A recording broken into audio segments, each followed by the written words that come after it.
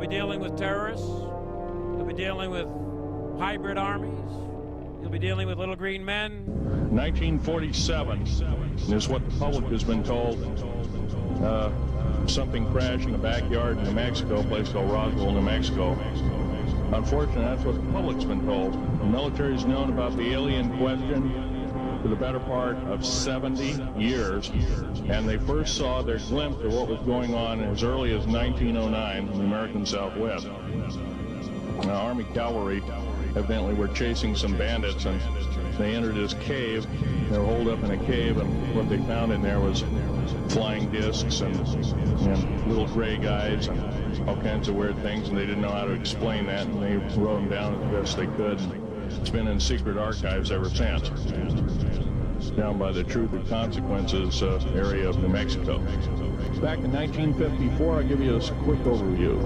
There was the Greada 1954 treaty where Eisenhower signed a pact with the known alien species at the time. There were 3 at the time, and said that we're going to deal in high technology, but you can take a few head of cattle and a few human beings and you can experiment on them. It's unthinkable. It's stuff straight out of the Nazi death camps, and I'm kidding you not. It's plain BS, and it's got to stop. Yes, they knew full well what their capacity was. They intentionally did so, supposedly on the premise that they were buying time to get arranged, and this wasn't true. This was a lie dished out to the public and the people in the know at the time, all the MJ members, et cetera, et cetera. It did buy time, but at great cost. As we speak, as I'm speaking, rather, about 6 million to 7 million human beings have been slaughtered by the aliens at the present time. The large alien grays had been encamped there for, as best as believed possible, about 400 or 500 years. It had been one of their internal bases. And we drilled holes right on top of it. All the stinking air, all the black sooty air came right out as soon as the first hole was sunk, and all this soot came up. Well, that's when all the hell broke loose, really, all started. Anyway, after we drilled all 4 holes, it took about 2 days to drill all 4 of them. The equipment kept coming up broken. So we wanted to go down, we wanted to send somebody down there, a human observer, or human observers in this case, to find out what was going on. Well, to our total surprise, first of all, the government knew all about it. They didn't tell anybody. When I saw Green Beret and Black Beret people encamped inside of our geologist camp, I knew something was up. The gig was up. First of all, I knew all about the alien agenda.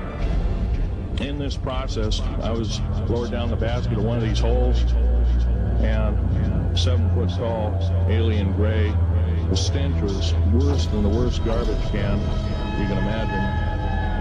The person the entity was absolutely horrible.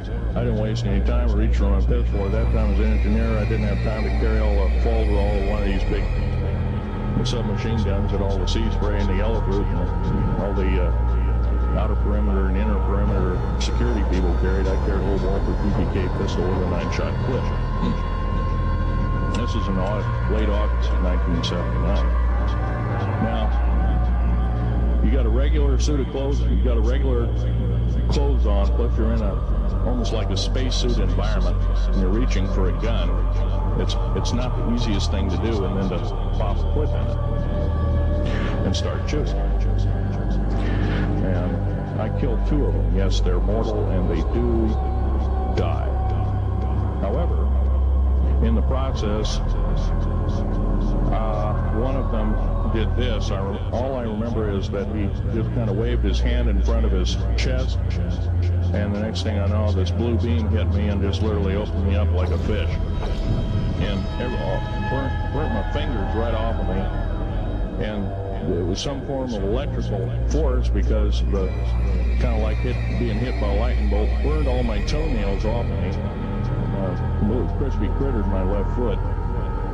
Burnt the shoe right off of me. All I remember is the smoke and remains, and I'm still conscious, but in and out of I didn't remember much. And there was a Green Beret that was right behind me that risked his life. In fact, he died. But he risked his life. He shoved me back in the dash and hit the button and took me up. I've got cancer. I'm dying. The radioactive substance that I got hit with in 1979, late August of 79. It's a similar form of aplastic anemia. It affects your blood and your bones. And my bones are extremely brittle right now. No cure. The government never told me about that, by the way. 66 Secret Service agents, Green Berets, Black Berets, crack troops lost their lives because the government, our United States government, lied, did not tell us anything about the alien threat. There's a war underneath there, and I'm talking dead serious. It's been going on since that time.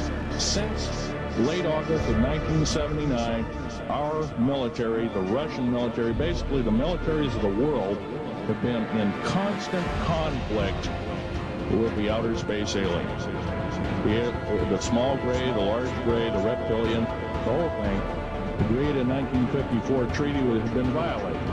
After the great firefight, the alien-human war, I am the only living survivor talking about it worldwide at all. The New World Order, the alien agenda, is one and the same. It's world takeover and the decimation of the population of this planet. Now, I'm going to tell you something a little bit different about the alien species. The bad news is there are 9 races of alien populations. To look at a human being as a bag of food. They're not cannibals. They don't eat the flesh and the bones and all that kind of stuff. They use the glandular secretions of animals and human beings as a mixture of the vitamins for their food. They get high off of our adrenal gland substances called adrenal chrome. It's something like cocaine to them. Now, what can we do about it? Right now, if we do nothing, we can do nothing about it, and it will continue to go on. Basically, we'll be led in the dark, and you'll keep seeing more and more people disappear. Right now, there's 100,000 children totally unaccountable through FBI archives, cannot be traced anywhere. They haven't been murdered. Nobody's ever seen them. I think they're hauled underneath in some of these bases, and they are summarily done away with, and they are literally oozed. Now, that is a scary thing indeed, because all aliens, regardless benevolent or otherwise, they're carrying germs and diseases and bacterium in and on them that are deadly to us.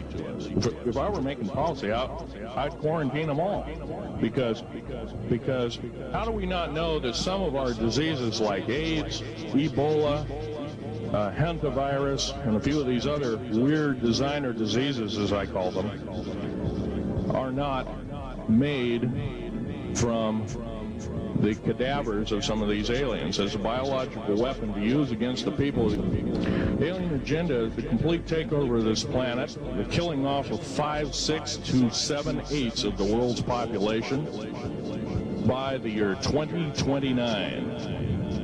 U.S. military has known about this for 45 years. They've told no one. The Soviet forces, the foreign forces, all of us have an alien war going on. The Red Chinese right now are getting it in full brunt. The Russians are shooting down per province. There are about 9 provinces in their motherland. They're shooting down at the rate of 50 of these saucers per month. And ships. They're heaping piles of them in outer Mongolia. Mountains of them. They just tow them out there and let them sit out there. The alien agenda is really decimate the planet, to take the remaining human subjects as slaves, and the aliens would use this planet for their own means. Number 1, this cannot be allowed to happen. The world takeover plans of the New World Order, a direct carbon copy blueprint from Adolf Hitler's routine of 1933 to 1938, must not be allowed to happen. That includes the name, the New World Order. Basically, they have taken over. All that's left is a bunch of screaming, a bunch of us that have been very complacent. Half of the 131 deep underground military bases are basic cities for them. Right underneath our feet is a macabre sight indeed. You can bet your bottom dollar they've already basically won the war. However, they're being an alien species. We are an alien species to them, and our germs have a tendency to kill them. They're also a dying race, and they're in far worse condition than anybody with the worst case of terminal cancer. They are in need of us to some degree.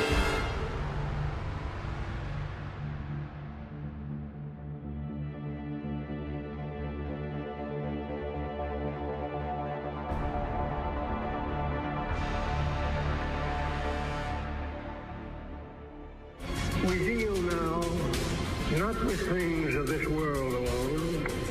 We speak in strange terms of harnessing the cosmic energy of ultimate conflict between a united human race and the sinister forces of some other planetary galaxy.